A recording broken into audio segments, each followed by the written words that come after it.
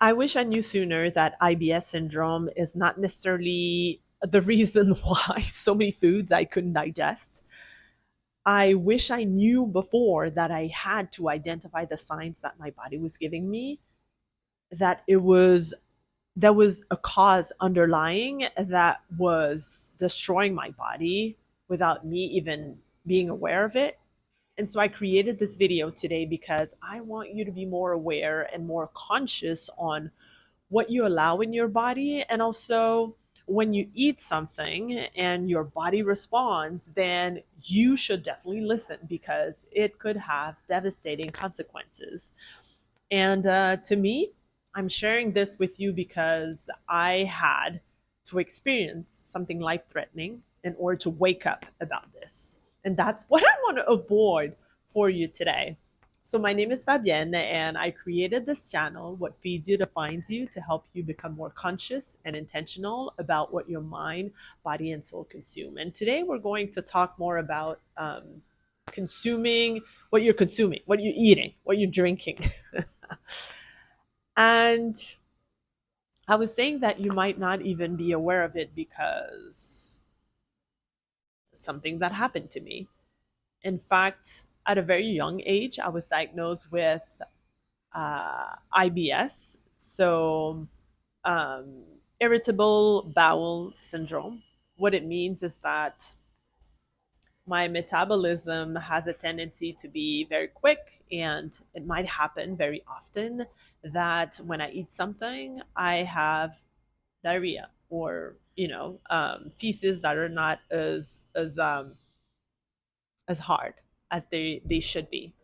And so for the longest time that I can remember, whenever I experience stress or whenever I eat something that I'm not accustomed to eat, then I have diarrhea. And when it first happened to me, let's say 2 years ago, I had an episode of very many months of diarrhea, and I would just put it on my IBS without necessarily imagining that something was wrong with me or imagining that maybe I was sensitive to certain types of food. And so I'm talking to you about this today because you might have these symptoms and you might identify that it's normal for you to have them, but in fact, there might be something more serious underlying. And it's important that you consult with your doctor or with your therapist and see if there's something under this that needs more investigation. So to me, it really took like a very long time for me to very click that yes, something was wrong with me. And it took actually an emergency visit for them to do many tests around like within many months and identifying that yes, I had a serious problem, which was a tumor growing inside of me for the longest time.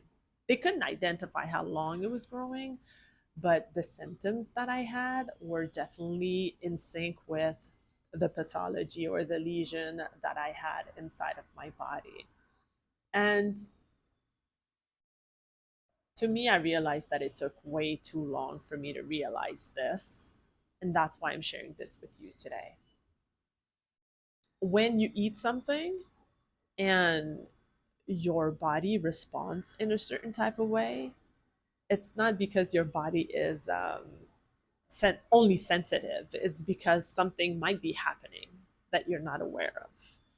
And um, to me, for example, whenever I would go eat to a certain restaurant, I would have these type of symptoms that were more intense, but I would just identify it to my IBS and wouldn't really care about, the stomach ache or the diarrhea or anything like that because within 2 days it would be gone. And I wouldn't worry about that, right? But then eventually, with meeting the right people around me, I fell on a naturopath who told me, "Hey, you know what? Your IBS, it might hide something else. It might hide like some food sensitivity. And so sometimes you might eat something that you might think it's healthy in general, but it's not healthy for your own body because your body reacts to it. I was like, wait a minute, really? And so at that period, I realized that I was very sensitive to many healthy things like coconut, like kiwi, like eggs, like so many things. I was like, oh my God, this was the first step to me to taking control over what I ingest and how my body reacts to it. I really thought for all these years that it was normal, but it's not. And then that was the first phase of it. And in fact, I told you that I had these symptoms for a long, long time. Um, they didn't subside completely, but it really helped. But things were still there even after that sensitivity test. And so eventually, yeah, I had a crisis. I went to the emergency room, and they did all these investigation, and they realized that yes, the illness was more serious than I thought it was. And so, all of this to say that your first job is to be aware of how you feel and to listen to what your body is telling you without like making it sound it's nothing, because that's what I did for so long and it didn't really help, right? Second thing, do not be afraid to consult and have answers. And if one professional is not giving you the answers that you wish to get, then go see another one, consult another one until someone takes you seriously. I remember that there was one doctor who took me very seriously because she was about to discharge me and I asked for more tests and she was okay with it. She was like, well, if that can make you feel better, then we can go for this extra test. And we did that extra test. And this is where we started seeing that something was wrong inside of me. And so insist. That's my message. Insist. I'm a physical therapist. I always say that to all my patients. If you feel something is wrong within your body and nobody wants to believe you, or the person you're consulting doesn't believe you, well, keep searching for that person who's really going to help you, because you know your body more than anyone else. Okay. So I remember that when this started happening to me, I started shifting the way I would see or identify the signs that my body was giving me. So each time that I eat something now or drink something, I evaluate what my body feels afterwards. Do I feel energized? Do I feel depleted? Am I bloated? Do I go straight to the bathroom?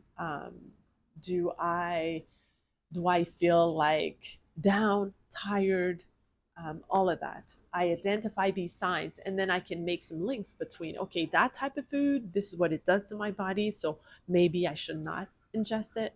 And that type of food, it makes me feel energized. It doesn't do anything, then I can keep going on eating that thing.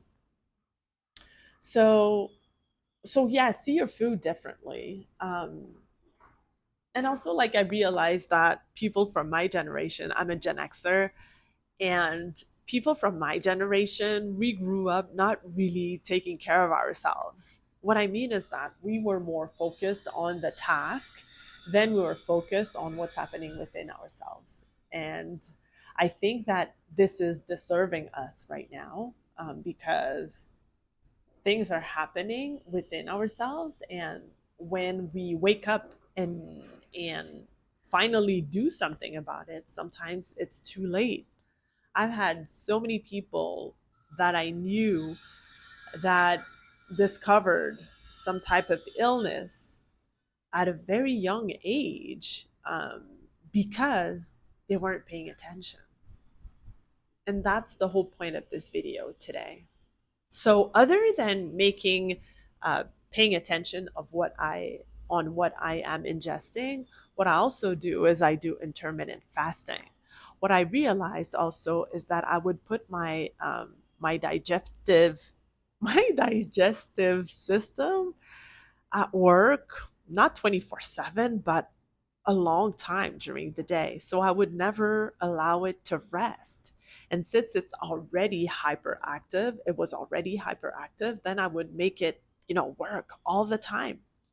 And so I discovered intermittent fasting, and it's done really wonders for me. So what I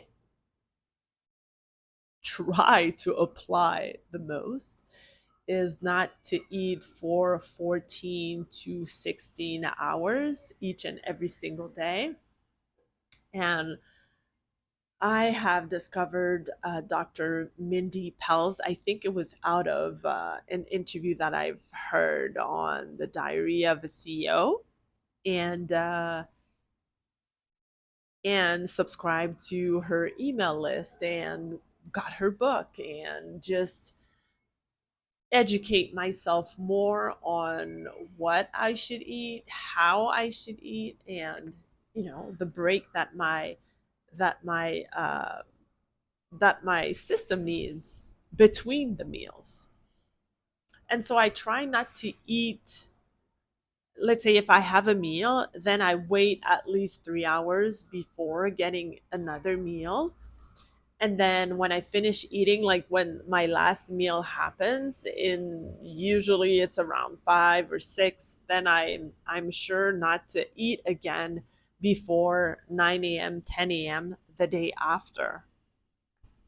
And right now I'm doing a longer fast because I need a gut reset. And lately, I don't know what I ate, but it seems to have irritated my gut a little bit more. And so I felt that I needed to have that reset. And so I'll try to expand my fasting until 20 to 24 hours. We'll see how that goes. Because the last time I tried it at 20 hours, I had this sudden um, drop of energy, and almost like um, feeling that this had to stop and I had to eat something. And so 20 was my is my maximum up to the last few months, I would say, since I had that surgery last year. And so let's see what happens today. But up to now, I think I'm already at 15 hours, and I'm doing pretty good. So 5 more hours and I should be great at a gut reset and feeling better around this. And so I'm sharing this because it's working for me. I'm not saying it might work for you, but I'm just posting this just to make you more aware and realize that you have to pay attention to these little things. And when you do pay attention each and every single day, well, it adds up, and it's your wellness. It's how you feel with your body. It's how you feel energized or not. It's your health, your overall health. Because I haven't spoken about stress and anxiety and negative people and all that stuff. I think we'll do that in another video. But yeah, if you are aware of how your body responds to certain things, and that you pay attention and also consult with the right people to help you out, definitely your life will be better, and you will have more tools in your toolbox to react when something like that happens. And so to me, I feel like everything that's happened, from the IBS to the illness to the surgery, it served me very well because it gave me a big wake up call and shift on how I treat myself and my body, especially with what I eat, but also with, who I allow in my life, and how how I take care of myself. And so let me know in the comments below if you've been struggling with anything digestive system related and what you've done about it. If this video made you more aware of certain things that is happening within your body that you didn't take care about. And yeah, I'll see you in the next video.